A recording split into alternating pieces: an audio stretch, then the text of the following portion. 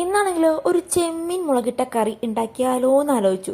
പിന്നെ ഒന്നും നോക്കിയില്ല, ചെമ്മീൻ വാങ്ങി വന്നു. ദേ അതുപോലെ തന്നെ സവോള, കുഞ്ഞുള്ളി, പച്ചമുളകും തക്കാളി എല്ലാം നേരത്തെ തന്നെ അരിഞ്ഞു വെച്ച കാരണം പണി കുറച്ച് കുറഞ്ഞു കേട്ടോ.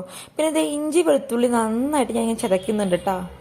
ചെറിയ ചൂടുവെള്ളത്തിൽ ഞാൻ ദേ പുളി പിഴിഞ്ഞ് നേരത്തെ തന്നെ വെച്ചിട്ടുണ്ടായിരുന്നു കേട്ടോ.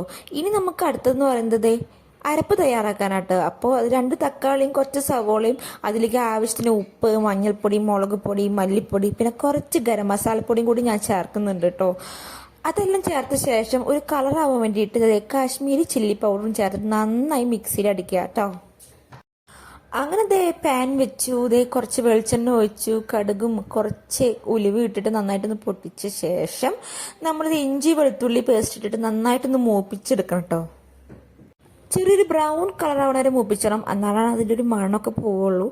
അതിനുശേഷം നമ്മൾ അടുത്തത് ചേർക്കുന്നത് സവോള ആട്ടാ. സവോള, തക്കാളി ഇല്ല, സവോള, പച്ചമുളക്, കുഞ്ഞുള്ളി എല്ലാം ചേർത്തിട്ട് നന്നായിട്ടൊന്ന് വരട്ടേട്ടാ.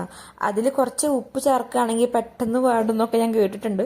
അങ്ങനെ അതും ചേർത്തിട്ട് നന്നായിട്ടൊന്ന് ഇളക്കി ഒരു ബ്രൗൺ കളർ ആവണ വരെ കുറച്ച് നേരം വെയിറ്റ് ചെയ്യണം കേട്ടോ. ചെമ്മീൻ എന്ന് പറയുമ്പോൾ ആർക്കും ഇഷ്ടമില്ലാത്തതല്ലേ? എനിക്കും അതുപോലെ തന്നെ എൻ്റെ അനിയത്തിക്കൊക്കെ ഭയങ്കര ഇഷ്ടമുള്ള ഒരു കറി കേട്ടോ, ചെമ്മീൻ കറി.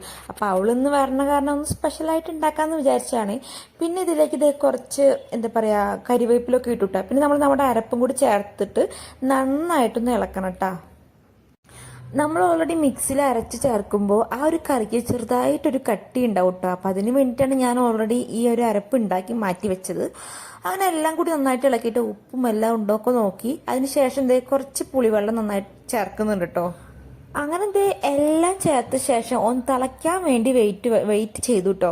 അങ്ങനെ തിളച്ചപ്പോൾ നമ്മുടെ ചെമ്മീൻ അതിലേക്ക് ഇടുക കേട്ടോ. ഓരോന്നായിട്ട് വേണം നമ്മൾ ചെമ്മീൻ അതിലേക്ക് ഇടാൻ വേണ്ടിയിട്ട്. അങ്ങനെ എല്ലാം ഇട്ട ശേഷം നമ്മളിത് മൂടി വെച്ചിട്ട് ഒന്ന് വേവിക്കണം കേട്ടോ.